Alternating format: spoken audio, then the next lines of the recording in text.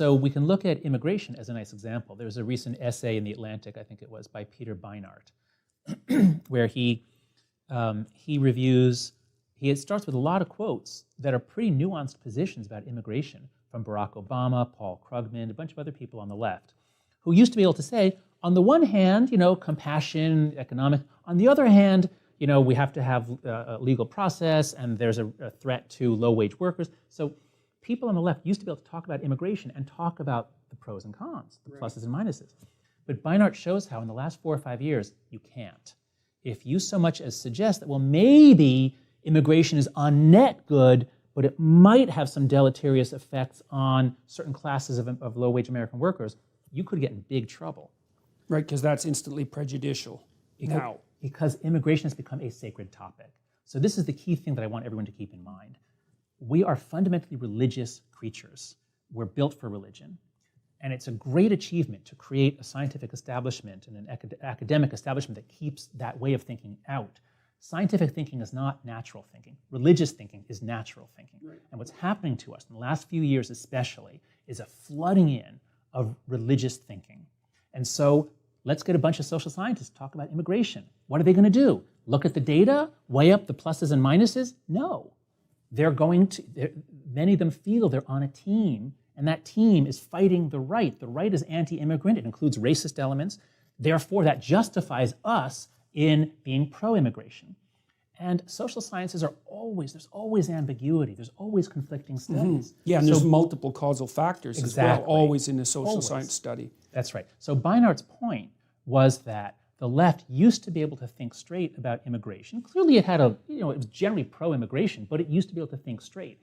But in the last few years, a religious orthodox mindset has overtaken it. Okay, so we might as well also point out that it's a primordial religious mindset, right? Because I mean, there are I don't mean Christian or Jewish. I mean ancient, tribal, small scale, lots of gods. Right, right. Well, so then one of the things that you might suggest is that when you throw out a sophisticated religious structure, an unsophisticated religious structure comes in to fill the gap. I do think that's true. Okay, yes, okay. So that's definitely worth thinking about. So yeah, that's right. So that's right. The thing with religions, we have to clarify fundamentalism is the problem, not religion. And so if you it's close to tribalism. That's right. If you get a fundamentalist, I'm happy to say, and if you have people applying to a grad program in psychology, and I find out that they're Christian, that's fine. There's no problem.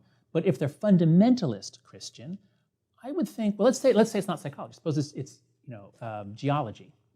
So someone applies to a geology program, and they're a fundamentalist, young Earth creationist. Are you going to admit them?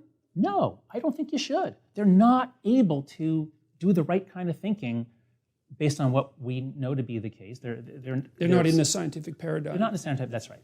So if we wouldn't admit a fundamentalist Christian to a geology program, why would we admit someone who is just as fundamentalist about certain moral and political issues into a sociology program or into a psychology program? If they come in knowing what the right answer is, committed to that right answer, likely to get angry at anyone who contravenes that right answer, and